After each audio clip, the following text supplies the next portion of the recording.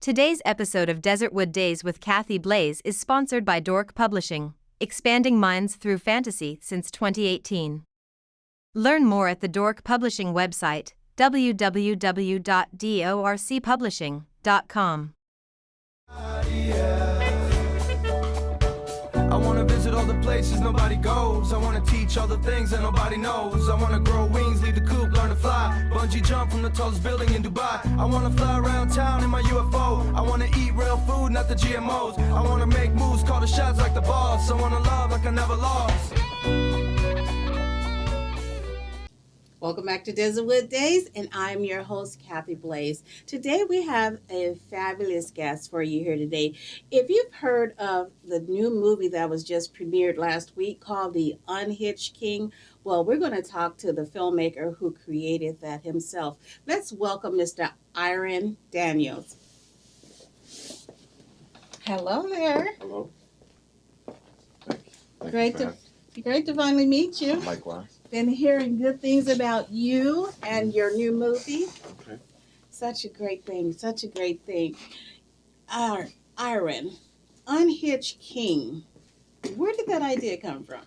So the idea was originally I was working on a short for Melissa Oham, and we loved the short. It was a great short. It was called The Guest, and I started talking to Melissa after, and I was like, this would be a great idea for a feature film. And she agreed, and so I started the process of writing it, and she came on as an executive producer. And that gave the birth of Unhitched King. That is awesome. I was talking to a friend of yours, and she had mentioned that she had known you for doing more of dramatic type film. And she was just really excited to see a comedic type film from you. And we laughed throughout the whole film. It was awesome. So I want to say congratulations. Thank you. I know you guys had an amazing turnout at your premiere. And I mean, people are still coming afterwards. Mm-hmm. So is it still out there in the theaters now? It was in the theaters for 14 days across the country Okay. in select theaters from Atlanta, Houston, Phoenix, Oklahoma, Denver, California. So it was spread out throughout like Mississippi, a lot of places throughout the South as well, and it did really good. It was 15 day That's a wonderful. 15-day run, and now we're working on streaming. Wow. Did you guys expect that? I didn't expect it to really take off the way it did, like virally.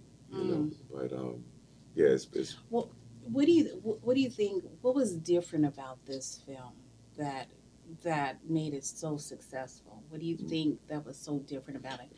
I think it features a guy that already has like a big influence, Rob Kazi out of New Orleans, and so I flew Rob in, and Rob is pretty known in New Orleans. He has murals up. He's a comedian out there, and since I've met Rob, I've watched his social media grow from 200,000 followers to almost 650,000 followers. Wow. And everything that he posts video-wise gets between 300,000 and 1 million views, And so I was like, this is the perfect guy to propel the film, Right. as well as other people. The Mailman features Tahir Moore, who's also on the HBO show Insecure.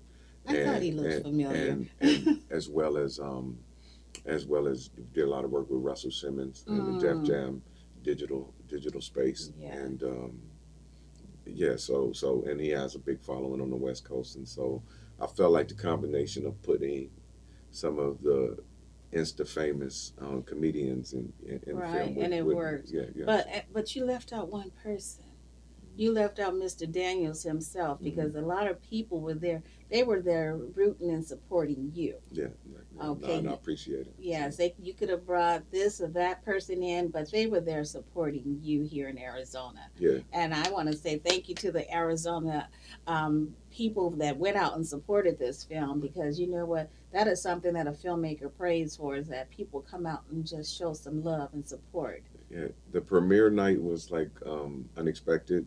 I mean, Harkins put up one 7:30 showing that filled up. They added another one that filled up. They added another one, and we rented out 2 theaters. So there was over 600 people that showed up the first night. A lot of filmmakers, a lot of cast and crew, and just people, and it's continued. It continued over the process. So, as a filmmaker, would you say this was the project? This was the biggest project that this far for you? I would say it's different, different. Yeah, and I would say yes, because it got it got a bigger reach, a bigger reach. I mean, the system did really well. I mean, the system landed on Extra, the TV show. I had a New York Times review. I mean, not New York Times, but LA Times review. And it was in theaters across the country too, and it went viral. And they're just so different. I was like, before it was, it was more like it was about pain, and this was about laughter. Okay. And so it was good to be able to just jump on the spectrum. And I'm also testing where I'm at as a director. Because one of the people that I look up to is Steven Spielberg, and I know he can go from Color Purple and Schindler's List to like a E.T., And so, Steve, you've been popular here today on this show. So. One of our previous guests mentioned his love and his respect for Steven Spielberg as well. That is amazing. Mm-hmm. So, I always like to go back a little bit because I like our audience to get to know who you are as a person. So, Irin, what was it that inspired you in this industry? I mean, honestly, just working as a teacher. Working as a teacher, I ended up teaching at Phoenix College in the music department, which later on got me. I started teaching as full-time faculty at Collins College, which was a film school, Right. and I was teaching audio for film.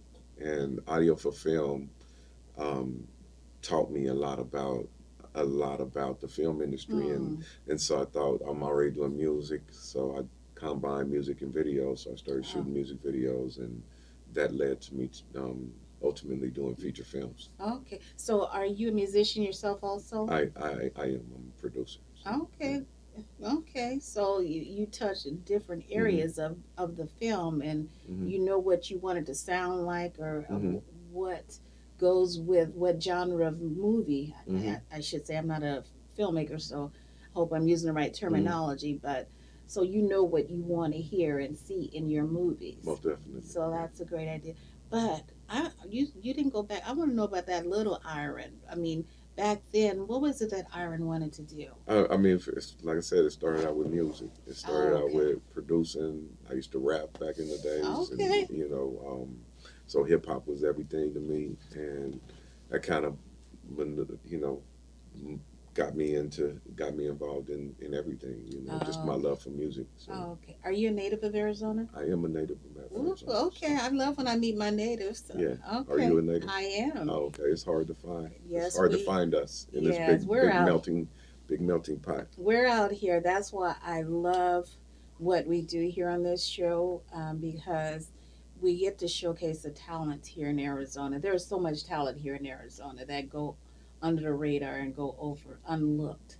So I love that we're able to bring talent, and especially those that are natives of Arizona, to show what they're doing out here. Because there's a lot of you out there doing what you're doing. Yeah, I just ran into one of the premier directors, in the city, Steve Wargo. So I see, so shout out to Steve. So. Yes, he's an amazing person. He's been doing this for a long time.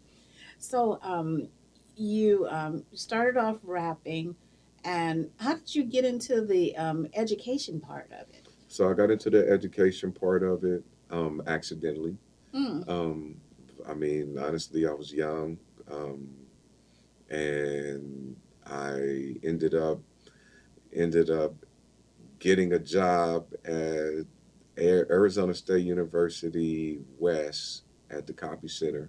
Oh, okay. And I was running copies, something I hated doing. And a professor came in with some copies, and as I was running the copies, I noticed that it was a recording studio. So I was like, oh, Okay. Arizona State University West has a recording studio. And so this was in the early 90s. And I said, hey, I know how to run a studio, you know. And, you know, eventually he hired me in the recording studio. Okay. And it was reel to reel and ADAT tapes, if anybody knows about that technology. And he was like, I need to rewire this whole thing. And so I was like, the future in a few years, because I was recording in LA and they were kind of already on it. I was like, in a few years, the standard is going to be to actually record on the computer. It's going to be Mm. huge. It's a program called Pro Tools, and everybody knows about Pro Tools in the system in the film and the music world now. But back then it was scarce. You Well, know. that showed that a closed mouth don't get fed. So you opened your mouth and told them Mm-hmm. what your skill sets were. Mm-hmm. So we're talking about the music industry. Are you still in the music industry now? Not really. Not in particular. I own a couple of recording studios and a Oh, podcast studio, oh, okay. and but not in particular. You know. Okay. So. Okay. Well, so we went back to when you were a young man and how you got to where you are now. And I saw some posting. You do a lot of, you still are an educator now. Mm-hmm. You do work with a lot of kids now. Mm-hmm. So tell me some of the things that you are doing with the young, our youth here. Hmm. Well, right now I'm currently teaching at Arizona State University. I just started like maybe about 3 weeks ago, and it's just a passion, like just trying to just give back. So I'm, I'm teaching one class, Mm, and this particular class is about content creation, and okay. so yeah, it's always for me important to just give back, Sure. and I love seeing the young people coming up. I love seeing light bulbs go off in their Yeah. head, and if I can help do that, that means a That's lot. awesome. Thank you. Are you familiar with Lights Camera Discovery? Lights, camera, discovery. No. Yeah, that's another organization that works with our children, and they teach them how to use the cameras in filmmaking and Hmm. things like that. They may be someone you may want to collab or Yeah, even get in touch with them. yeah. I like to give a shout out to a friend, director friend. Her name is Malachi. She has Oh, made in her image, yes, yes. and that's another. Yes, yes, That's yes. really good in the I film. see her out there. She's a busy young lady Hmm. too. Yes. So you're also an educator. Did you have any of your students come out to the film? I mean, it was up to them. I'm not gonna force anybody to come Uh-huh. see a film, but they're aware of it, Oh, okay. so Okay. definitely. So, Okay. So you've done Unhitched King. So what are your plans with the film? well, plans with the film is going to streaming next, and so I'm Okay. working on that as we speak, Okay. and yeah, just starting on some other films and some other projects coming up. A Okay. lot of them coming up pretty rapidly. So. Okay. Okay. So speaking of a lot of projects, what's next for Iron that you're able to talk about? Well, I just shot in LA 8 episodes for Kev on Stage Studios. I directed 8 episodes of a show called Churchy, Oh. and that should be coming out sometimes this month. Oh. Hopefully, like they'll start dropping some of the episodes on their streaming platform, Okay. and they're out of Los Angeles. And then I'm also getting ready to work on another feature film and a series coming up, and specifically, hopefully, I'll get a green light on something for PBS. Okay. We'll be working on 6 episodes of show that um, that I'll be producing. So. Okay. So is the majority of your work done here in Arizona? Well, I mean, honestly, this whole year I've been working in LA, Oh, in Los okay. Angeles. Okay. I'm trying to, and that's why I went on and took a teaching gig at ASU, because I'm trying to swing back around to working Doing in more. Arizona more. Oh, okay. My mother's not doing good in health as I would like to see her, Uh-huh. and so I would definitely want to be around for that. Right. And so, I mean, it was to the point where, I mean, I was staying in LA like more than out here for the last Mm. this whole year. Pretty much, I pretty much been living in LA, Oh, in so Airbnbs. with your film Unhitched King, how much of that was filmed out on location outside of Arizona? None. None. Yeah, Okay. Oh, yeah, it okay. was all shot. So we shot that in we shot that last year. Oh, okay. Yeah, That is last year. awesome. Okay, that's awesome to hear because some of the locations looked like they were in LA. Yeah, and we shot that right across, all across. We kind of stuck from 7th Street in Roosevelt to 7th Avenue in Roosevelt. Oh, So most of okay. that was shot in that area. I just love the way that area looks. Mm-hmm. It looks like old school, new school, Right. Arizona, and I love the big trees. Like Yes. the overgrown trees. It doesn't look like a new community. It feels old. It feels rooted, and it Right. feels like people have been walking there for like 100 years. Yeah, In that that is a area. pretty considered a historical area over Yeah. there. So Hmm. and that's nice to see that you filmed that here in Arizona. Hmm. That was one thing we were talking about, things being created here in Arizona, and if they're taken somewhere else, at least they were created here in Hmm. Arizona. That's awesome. So, where do you see yourself in, say, 5 years? Where would you like to see yourself? Well, I see myself starting my own network in Okay. 5 years. Okay. I'm building content right now. I'm licensing content out, but eventually, I'd like it to come home, and I'd like to start building a network, um, and I'm working towards that. So, Okay. So, do you see yourself getting away from being the person that's doing, let's say, being the camera guy, the DP, or the um, one that's on set, or you I hiring people in to do that? I definitely see myself always directing, directing shows, directing stuff. But beyond that, I also see myself collaborating with other directors and other people to actually build content and build shows. I have a bunch of ideas, and I have a creative team that has ideas, and it's time to just put that in fruition. Make that happen, Sure. and I think that um, my ideas are too where my goals are too big to just Keep it all to encompass yourself. it encompasses more than just me. Right, And right. so For those filmmakers out there that's been doing this for a while, but they're not seeing any fruit from their labor, what advice would you give them to keep them going? I mean, a couple things I would say is just start.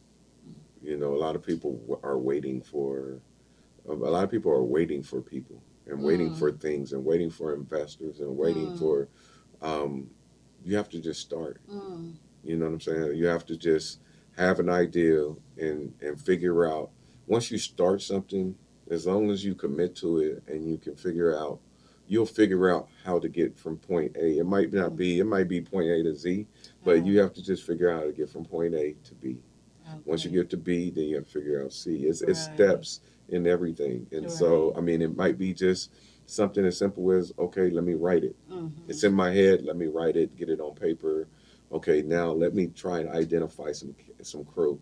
I might not have a lot of money, but maybe I can just talk to some people, and they can believe in my Right, dream. And then actors, and then right. locations, and so now that I have this put together, Mm-hmm. maybe I can get an investor and get an Right, executive producer.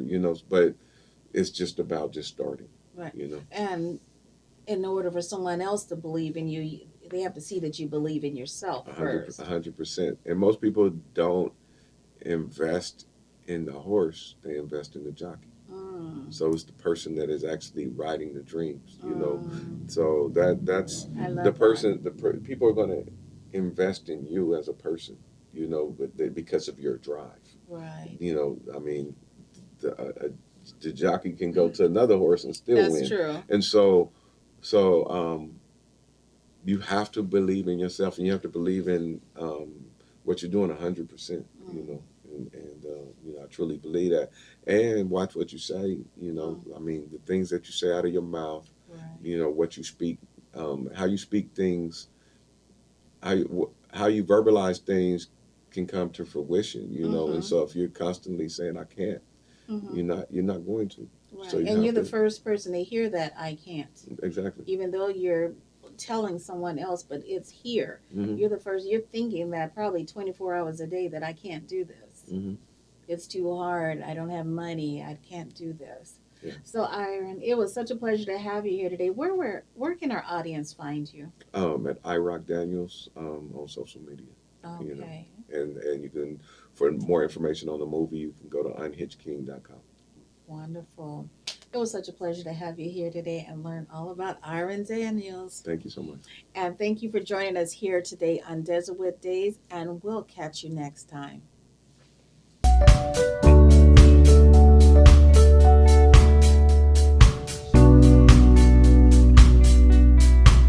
Today's episode of Desertwood Days with Kathy Blaze was sponsored by Dork Publishing. Visit them at dorkpublishing.com.